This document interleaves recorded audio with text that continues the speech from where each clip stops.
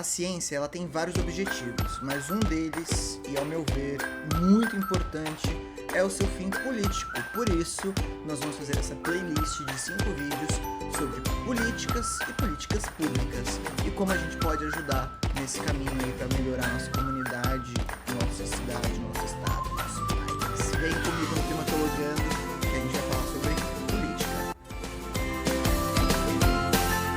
Oi pessoal, eu sou o Jeff, formado em História, estudando Biologia, e nessa playlist a gente vai falar um pouquinho sobre política. Mas o que é que tem a ver política com ciências biológicas? Eu diria que muitas das pesquisas que a gente faz não está voltado somente à inovação, a novas descobertas, mas sim a entender melhor a sociedade na qual a gente vive e de alguma maneira propor mudanças nelas. Muitas políticas públicas que a gente vê por aí têm como base a ciência. Em outras palavras, é a gente falar que a gente está dando uma base empírica para as decisões que são tomadas politicamente. Mas afinal, o que é política? A gente pode olhar a política como um conjunto de práticas, instituições e processos que envolve a governança de uma determinada sociedade. Isso a gente fala também sobre a distribuição do poder naquela sociedade. Afinal, a gente vive em população, a gente vive numa sociedade que é organizada politicamente. Cada país tem o seu governo, sua forma de fazer política. Cada país tem sua administração pública e é sobre isso que a gente vai falar. É nesse âmbito que a gente começa a conceituar algumas coisas, como Estado e governo. O Estado, ele é independente do governo. O governo é um grupo de pessoas que faz a administração pública daquele determinado estado por um determinado período de tempo. Enquanto que o estado ele tem 4 características básicas. Ele tem um território, uma população, um governo e uma soberania.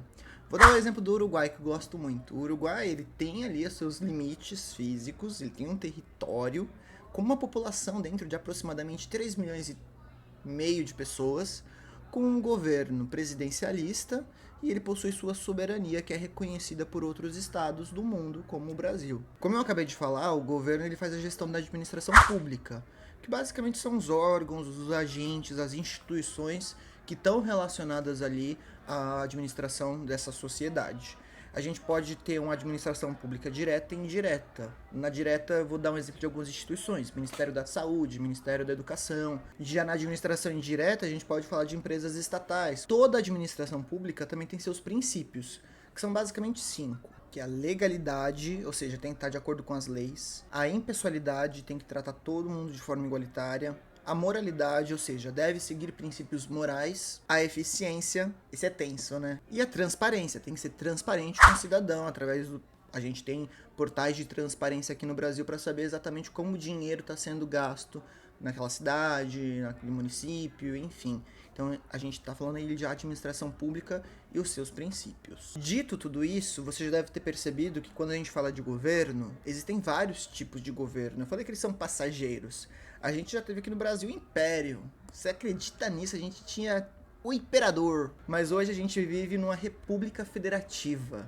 Ou seja, nós escolhemos... A gente vai ter um vídeo sobre isso. Será que a gente escolheu mesmo? Ou seja, todas as pessoas são iguais perante a lei e ela é federativa. A gente tem os estados da nação que têm uma determinada autonomia. Existem algumas repúblicas que são unitárias. Por exemplo, eu acabei de falar do Uruguai, que é um país pequeno. Geralmente países maiores, Estados Unidos, Rússia, Brasil, Argentina, possuem ali seus estados, províncias, territórios, enfim, tem algum outro tipo de divisão. No caso, por exemplo, do Paraguai e do Uruguai, que são estados unitários, eles vão ter departamentos, mas isso não é regra. Nós estamos vivendo agora um momento pós-redemocratização de 1985, 88, vamos colocar ali como marco 1988, que é quando a gente tem a nossa nova Constituição, que é válida até hoje.